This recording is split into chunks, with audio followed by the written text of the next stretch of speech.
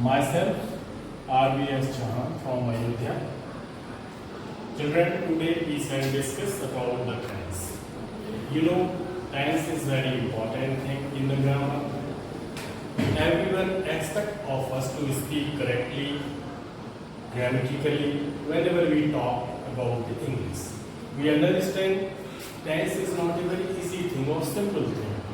In order to understand the tense, we have to be very clear. We have to have the very clear-cut idea about it. Before we proceed further, I would like to make it understand that there are two important words, tense and time.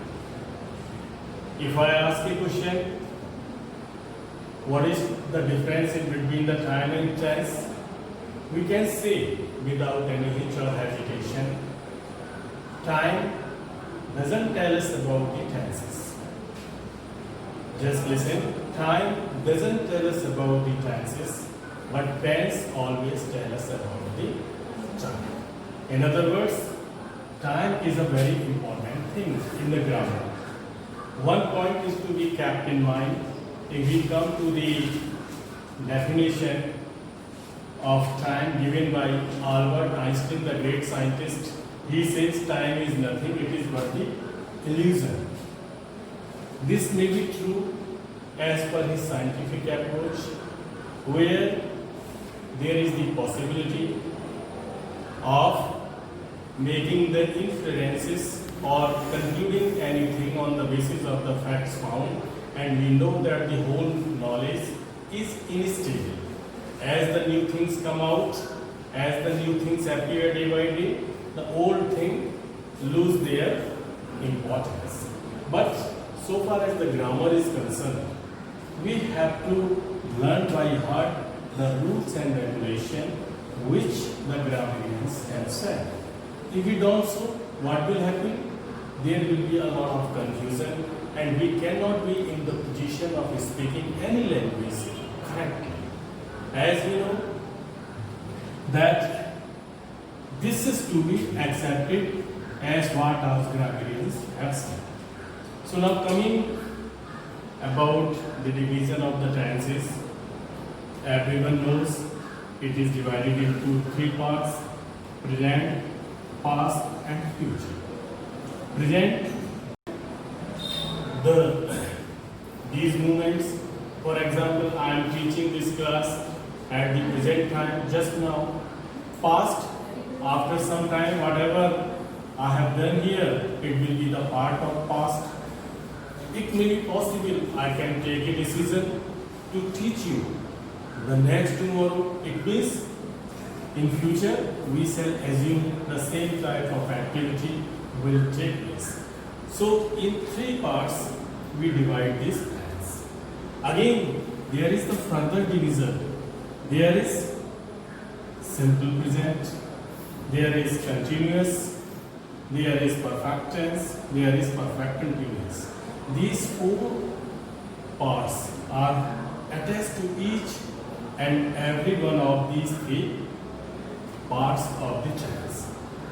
We talk about the present, then there will be the simple present, then there will be the present continuous tense, there will be present perfect continuous tense, past perfect or past perfect continuous, as the case may be. What we have to understand things from here. Why simple? You might have heard about two words: simple present and indefinite tense. Indefinite tense. Because there is a lot of debate and discussion about the grammarians. They say, no, it is better to say simple present instead of indefinite. But some grammarians say, no, it should be the indefinite tense. Now, let us take an example from present simple.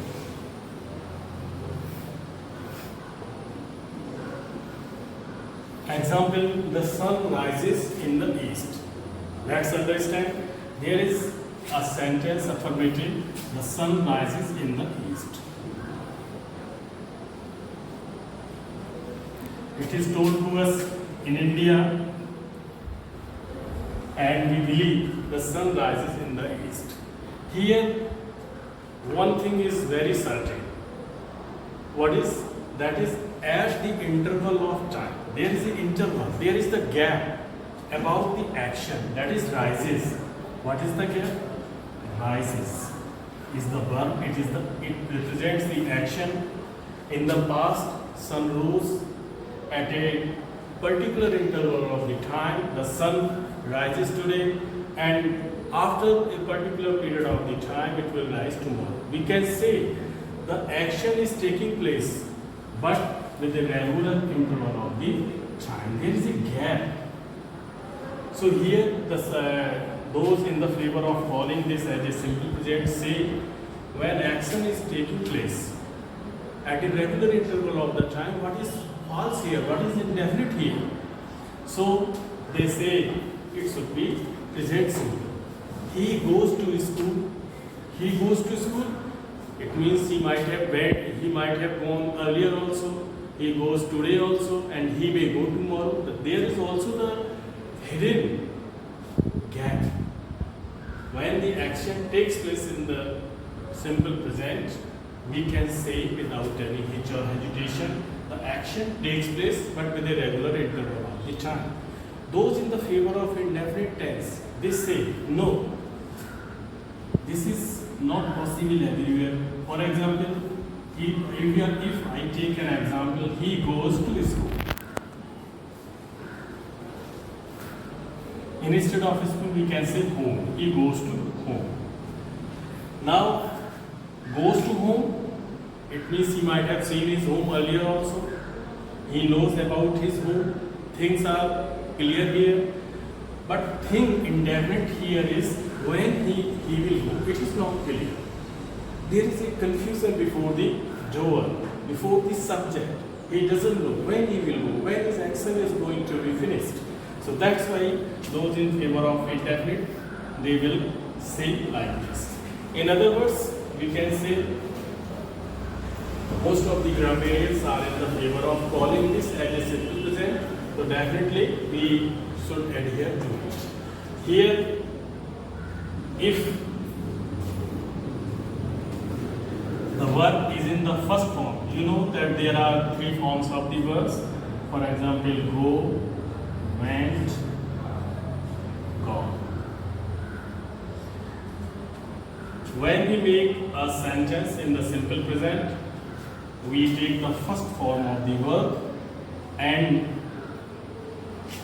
if, for example, you see there is E at the end of verb, we normally add S. What if there is O at the end, letter O is there, then we add ES. The sentence will be, he goes to school.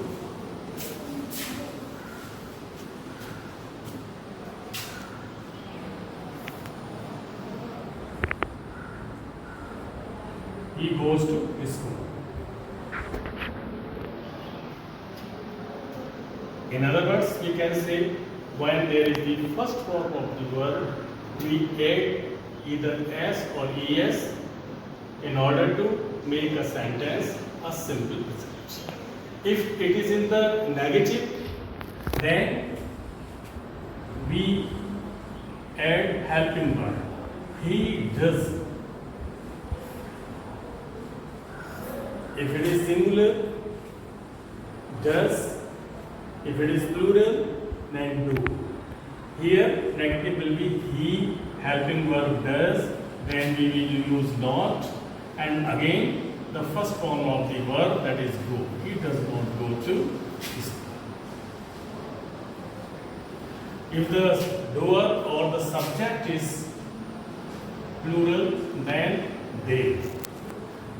For example, then here we will remove this es and the sentence will be they do not go to school. If you want to convert this sentence into interrogative, we know there are two types of interrogative. One is simple interrogative, another is double interrogative. Simple interrogative means those sentences which begin with the helping verb. Here we can say do, they go to school. Go to school. Then question mark. Do they? This will be called a simple interrogative sentence. If we convert it into double interrogative sentence, then it will be where. That is, interrogative word is to be. Where do they go? It means the things in the simple present might have been clear to you. Now we will come to continuous tense. Continuous tense, before we start, we would like to focus on the action. In continuous tense, the action takes place at a particular point of the time in the past. It is not known to us. Through example, we will make it clear. It starts at a particular point of the time in the past and it goes on. Nobody knows when it is going to be finished. For example, he is running.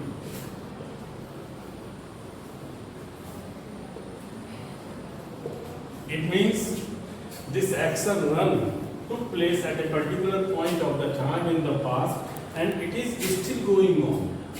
We don't know, we are not sure when it is going to be finished. So the mood point should be clear. Here we do one thing. If the subject is singular, from the verb to be. To be verb means verb to be include is, am, are, was, were. When we call verb to be is to be used, it means we can take any of the five. So he is singular, we know.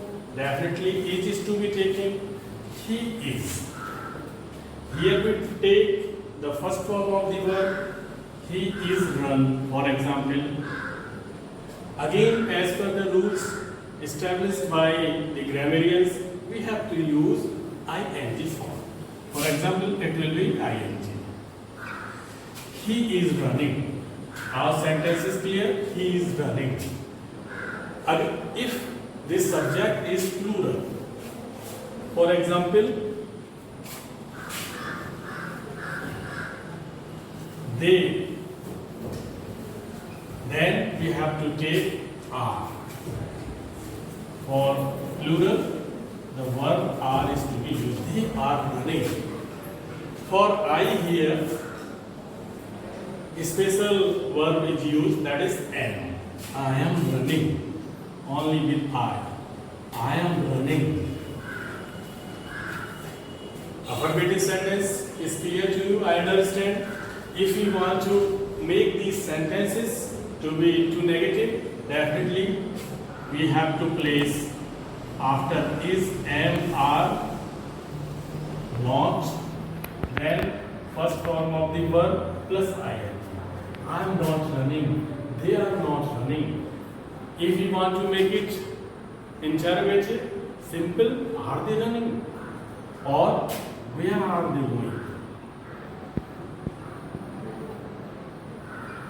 So, in continuous tense, we have to make it very clear that the action takes place at a particular point of the time in the past and it's not certain when it is going to be finished. Now we shall move to the perfect tense.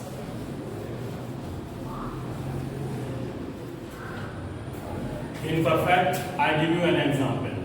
He has finished his work.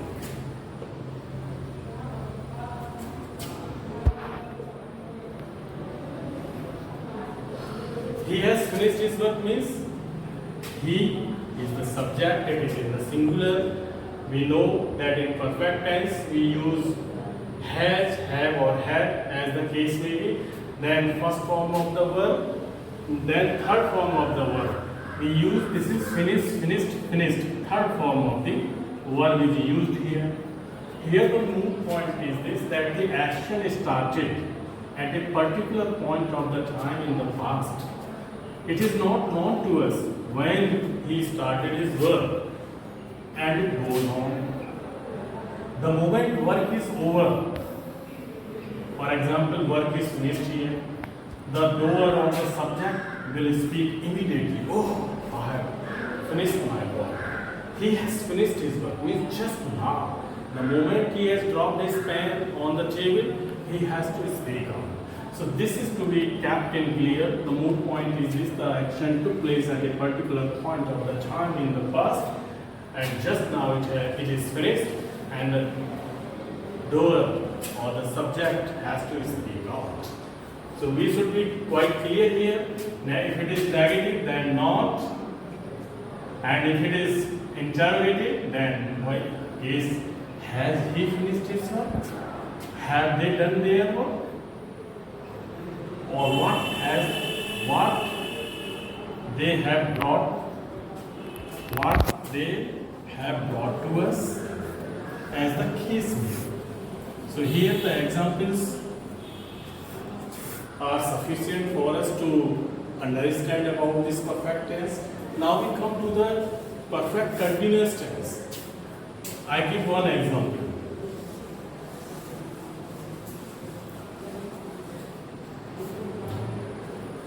I can say he has been working. He has been working for 2 hours. It is quite clear here that the action took place in the past. But here time is certain also. That is 2 hours before. He started working 2 hours before. Time is clear here. If it is about, we can say about when he started, not exactly clear, then we use the verb for. And if the time is exactly known, then we will say since 2 o'clock. It means we know when he started his work. Only difference is here. It is certain. Here it is not properly known when he started his work. Action took place at a particular point of the time in the past, and it goes on. I don't know when he is going to make his work finished. Nobody knows it. He may finish within 1 hour, he may take the whole day. So here the action is in the state of going on and going on. So this is the moot point.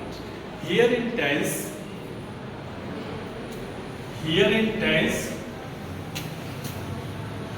we have to be quite clear about the moot point.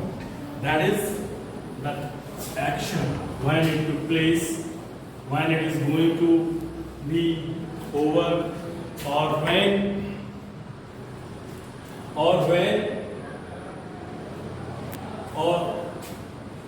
it is going to be finished. Now I take an example from past. In the previous examples, we discussed about the present. Here in the past, only there is a difference in the use of the helping or helping verbs, etc. For example, he worked hard.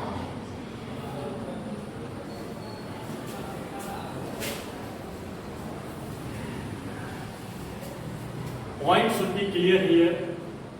Here, second form of the verb is used. In simple past, we use the simple past. We use the second form of the verb. Second form of the verb. For example, we say work of work. This is second form. Go, went, gone. Here, second form of the verb is used. Here one thing is to be kept in mind, that if there is a negative, then there is no problem in the simple past. We have to use did with every person. They, did their work. I did my work.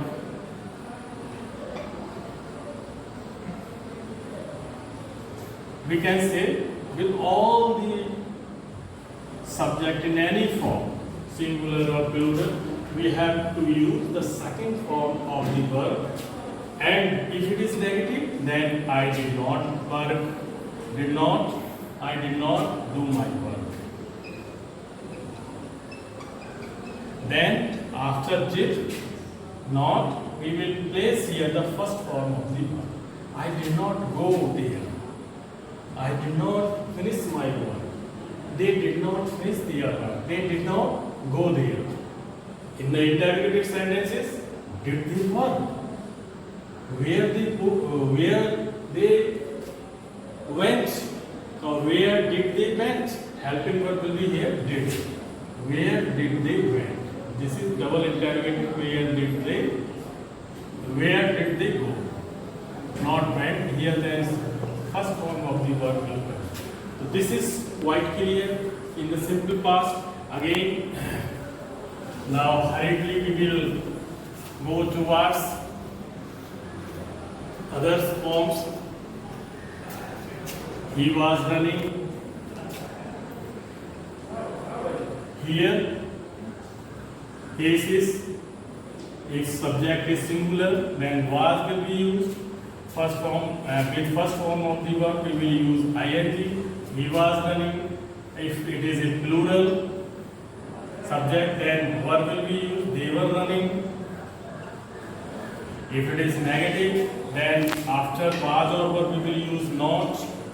They were not running. He was not running. If it is interrogative, then was he running? This is simple interrogative because helping verb is placed before the subject. If it is double interrogative, then where? Where they were going? Where were they going? These actions are supposed to be taking place in the past. If we take an example from the past perfect, then we can say after the subject he, or in singular form, or they plural, we have to use had. They had finished their work. Then the third form of the verb. This is to be kept in mind. He had finished his work. They had finished their work. Negative, simple, then had will come here. If it is double interrogative, then interrogative word is to be used.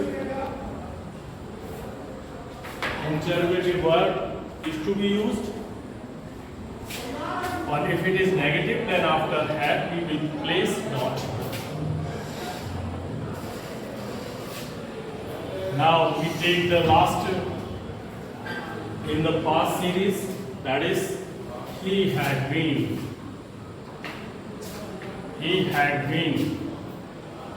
working for last 2 hours.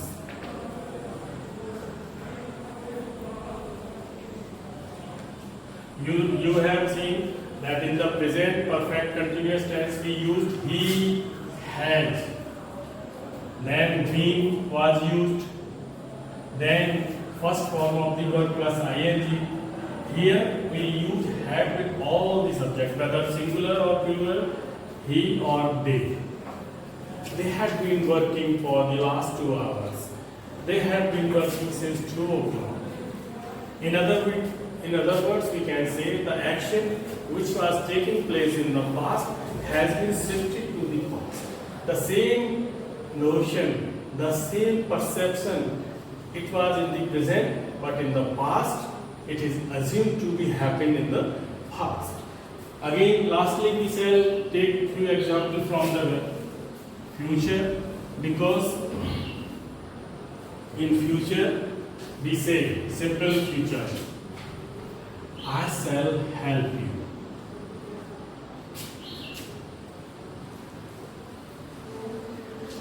thing to be noted here is this: if the subject is I or we will use shall. I shall help you. That is, in future, I assume when you meet me, I shall help you. The action is shifted to be taking place in the days to come. I shall help you. We shall help you. If it is singular, then he will do. They will do. Thing to be noted here is this, that shall will be used with I and we, and for other subjects we will use will. One thing is to be clear here: if I use, say for example, will with I or we, then the sense will be changed. I will help you, we will help you. It means it is 100% certain that help will come to him from these two subjects. 100%, it is sure and certain. In the same way, if I say he shall go, then the action is 100% certain to be taking place. Again, if we proceed to continuous tense, for example, I say, I will be doing my work.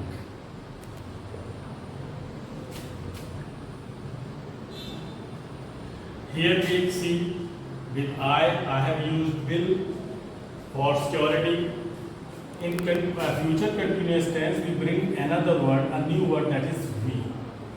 Then we bring the first form of the verb, then plus ing, and object is to be used.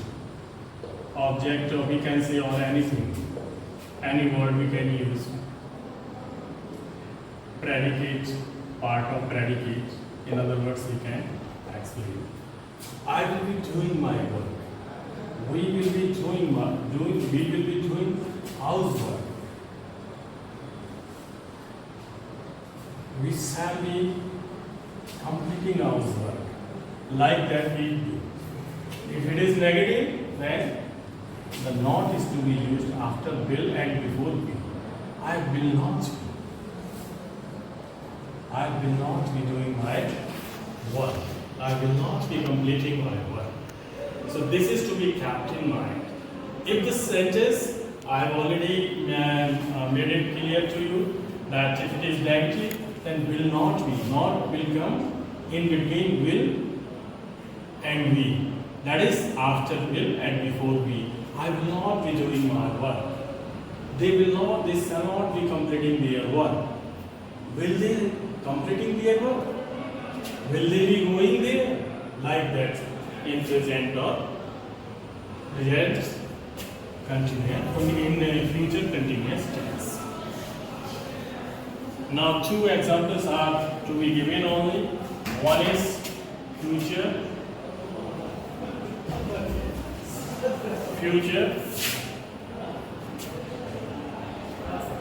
perfect. The case is the same. Subject, then shall have. Here we bring the new word shall, then plus have, shall have, then third form of the verb finished. I shall have finished my work by that time. That is what we think in the future, in the present perfect tense is assumed to be taking place in the future at some particular point of the future.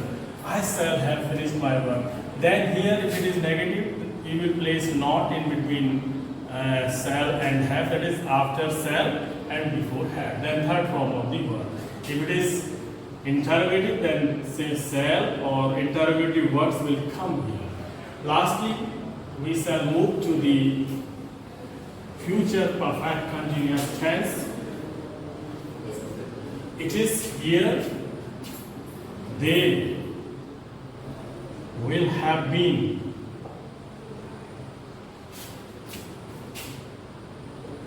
doing their work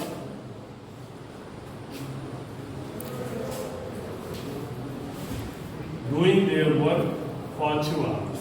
That is, in present, we believe things to be taking place at the present moment. Here we assume to be taking place in the future. That is, action will start at a particular point of the time in the future and it will go on. Here, when it will be finished, not known, but this point is clear.